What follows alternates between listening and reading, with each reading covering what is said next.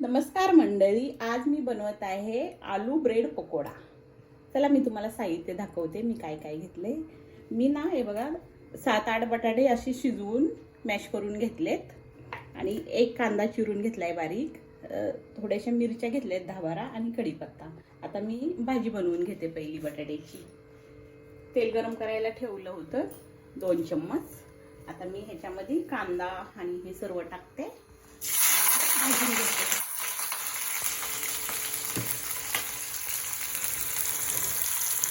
हे आपण ना चांगलं भाजून घ्यायचं, एकदम गोल्डन कलर दिसतं, ह्याला भाजून घेऊया।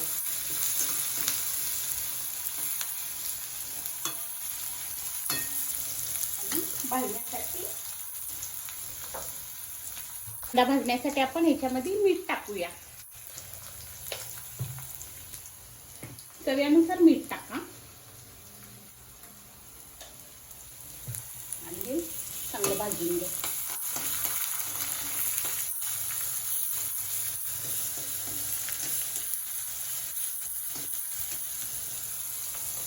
आता मी ह्याच्यामध्ये ना थोडासा अर्धा चम्मच जिरा पावडर टाकते,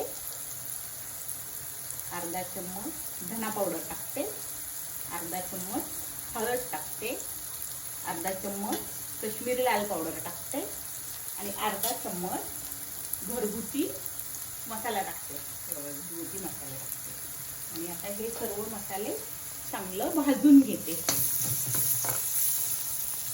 अदरक लसूण पेस्ट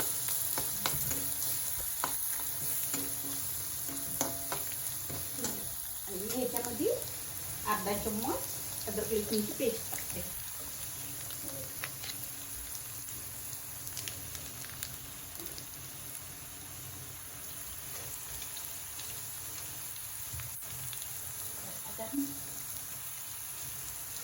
एक चम्मच असते, एक चम्मच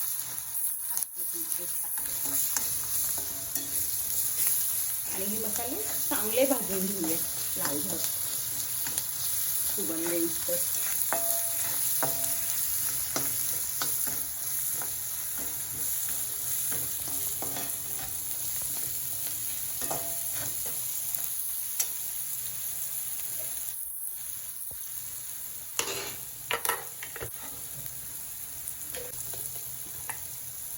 आपले मसाले ना चांगले भाजलेत बघा, लालसर भाजलेत। आता आपण बटाटा मॅश केलेला ह्याच्यामध्ये टाकूया।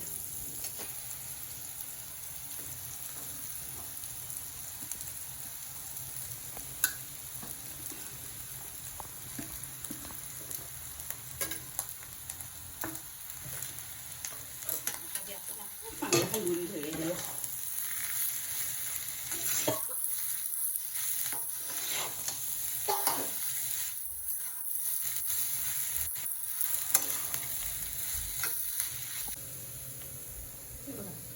आपली भाजी आता तयार आहे।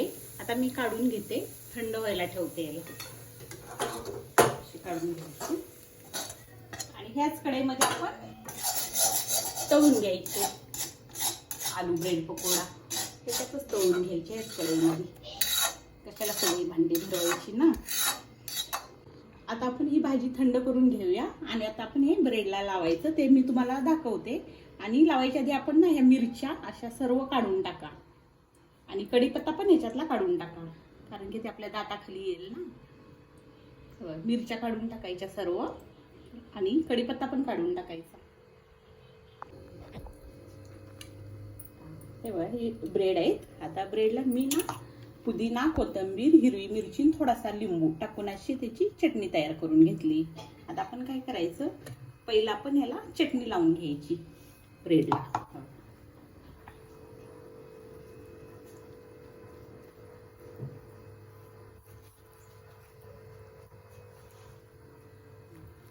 चटणी लावून घेतली ना, आता आपण ह्याच्यावरती ते बटाट्याची भाजी बनवलेली आहे ना, ती ह्याच्यावरती अशी ठेवायची आणि काढून टाकायच्या मिरच्या आणि हे। काय करते?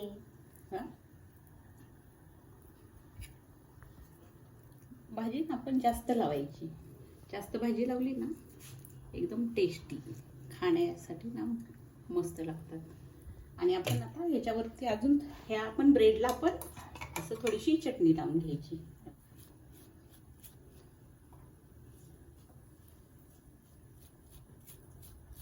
आणि हा ब्रेड ह्याच्यावरती असा हे करायचा, दाबून घ्यायचा. आणि हे मी ना चण्याचं पीठ, हळद, थोडेसे घरगुती मसाला आणि ओवा टाकून असं बॅटर तयार केलंय. तेव्हा बॅटर ना जास्त पातळ पण नाही करायचं आणि जास्त घट पण नाही करायचं. बघा असं बनवायचं. आणि मी आता ना हे तळून घेते. मी तेल गरम करायला ठेवले.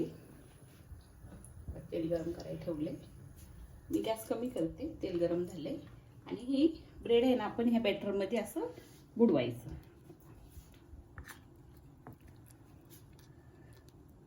चांगलं असं ना बॅटर ह्याला लावून घ्यायचं.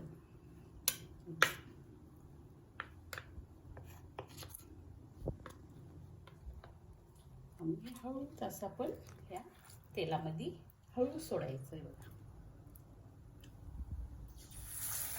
असं हळू सोडायचं आणि तळून घ्यायचं आपण.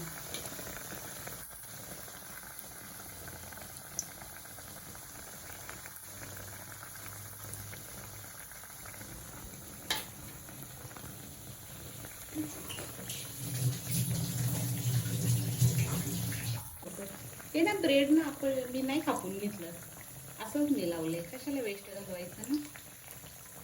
आणि आपण असं पलटी करू त्याला.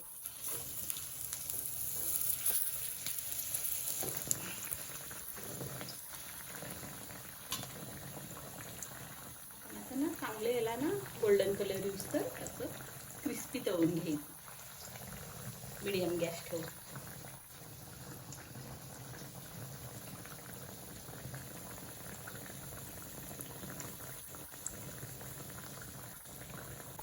तुम्हाला जर असं जमत नसेल ना तर असं अर्ध कट करून पण तळू शकता. तुम्हाला मी दाखवते. आपला आता ही आलू ब्रेड पकोडा तळून झालेला आहे. आता आपण काढून घ्यायचा याला. बघा कसा गोल्डन कलर दिसतो तळाय.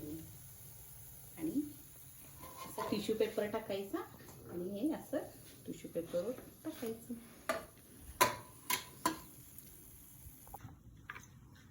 आपण ना तुम्हाला जर असं जमत नसेल ना आका तळायला तर असा कट करायचा. आणि बॅटर मध्ये बुडवायचा आणि तळून घ्यायचा.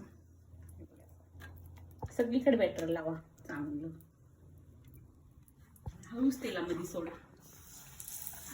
तेल अंगावर उडू शकता. हळूच सोडायचं तेलामध्ये. काळजी घ्यायची जरा तेलामध्ये सोडताना. आणि असंच तळून घ्या तुम्ही क्रिस्पी. आणि हा बघा असा कट करायचा. बघा किती क्रिस्पी झालाय. आवाज आला कुरकुरीत. कसं झालंय आतमध्ये बॅटर, चटणी कशी दिसते.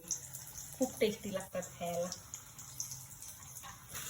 आणि तुम्ही हे टमाट्याच्या सॉस बरोबर खावा, खोबऱ्याच्या चटणी बरोबर खावा, कशाबरोबर पण खावा. एकदम टेस्टी लागतात. आलू ब्रेड पकोडा सँडविच तयार आहे. आणि माझा व्हिडिओ आवडला तर लाईक करा, शेअर करा, सबस्क्राईब करा आणि बेल आयकन पण वाजवा. आणि माझी रेसिपी नक्की ट्राय करा आणि कमेंटमध्ये मला सांगा. धन्यवाद.